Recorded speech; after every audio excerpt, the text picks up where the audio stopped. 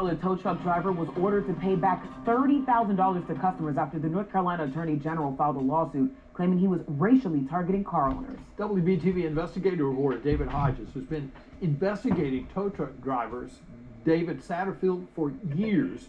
He joins us now from one of the communities he used to target. David Satterfield actually used to tow from this apartment complex. That's until our investigation revealed that he was targeting areas that typically were lower income.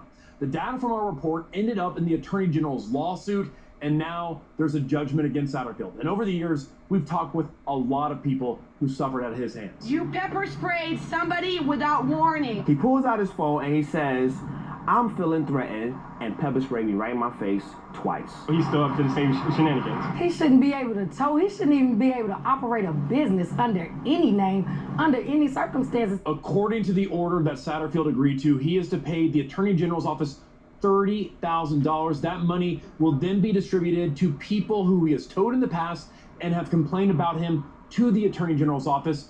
Attorney General Jeff Jackson says this should be a warning to all tow truck companies. If you own a towing company, I'd like your attention. If you don't follow the rules, you'll be punished. Our civil rights unit did more than just win this case.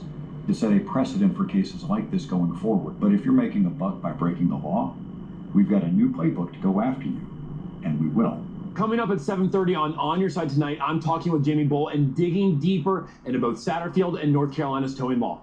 Reporting in Charlotte, David Hodges, WBTV, on your side. Hey there, YouTubers. Luis here. Hope everybody's doing well. So, this is a recent video. This happened actually a day or two ago in Charlotte, and I wanted to touch base on this. And you know, this is one of those things that really grinds my gears. So, Charlotte is known for a lot of predatory towing and, you know, illegal booting, price gouging, and now racially profiling individuals and charging them more just based on their skin color, their ethnicity, wherever they're from. And that really grinds my gears because this industry is already plagued with a negative image. So stuff like this does not make our industry any better. And, you know, it hurts us tremendously. So this gentleman here, he's a frequent flyer. He's been in the news in the past. Since I've been down here 6 years, I've heard the news drop his name probably a dozen times. So it's not his first time doing this kind of stuff. He's notorious for booting. He's notorious for impounding tractor trailers that are, you know, sitting in parking lots, doing their resets, sleeping, and the guy's just, you know, he's a piece of crap to begin with. He's notorious for holding cargo hostage, and I've heard of drivers personally being charged $4, $5, $6, up to $10,000 to retrieve their vehicles. And the guy, you know, he's got no ethics, he's got no morals.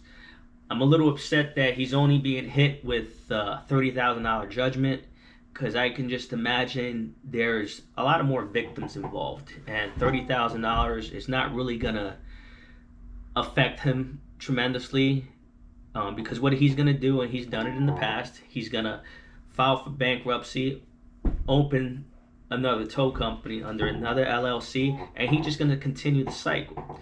So he's not the only one in Charlotte. There's a handful of them. There's a bunch of them. Like, Charlotte is bad when it comes to this stuff. So the biggest issue with this in our industry is not only does it give us a negative image to the consumer, eventually what's going to happen is the government's going to get involved. And anytime the government gets involved, it's never a good thing. I mean, for instance, look at the gas can. Gas can used to work perfectly, but then the EPA, everybody got involved, and now you got to do this and do that just to pour some gas out of a gas can. So that's typically what government does, is they do not make things any better. What's going to end up happening about this is they're going to end up regulating the rates. Rates here are not regulated. Well, in my town, they're not. But in Charlotte, I'm not sure about. But they're going to end up issuing some kind of regulations. There's going to be more hoops to jump through. And at the end of the day, it ends up screwing us up because government does not know the expense that it goes to running a tow company. So, it could end up biting us in the butt. For instance, you're charging $250 for an impound, $60 a day. The government might come in and limit it to $75, and you can't charge storage. So it could end up biting us in the butt, just because we've got guys out there that get greedy and just try to take advantage of the consumer. But I'm hoping this guy learns his lesson. Will he? Probably not, because this is in his first time. But for those of you out there, my recommendation is do right by the people, and the people will do right by you. Don't price gouge. Don't charge somebody more based on religion, sex, ethnicity. It's not right. And this day and age where we're so divided, the last thing we need to be doing is that in the towing industry. We should unite, and especially with your community. So that being said, be safe out there, and hit the like and subscribe button. Thanks for watching.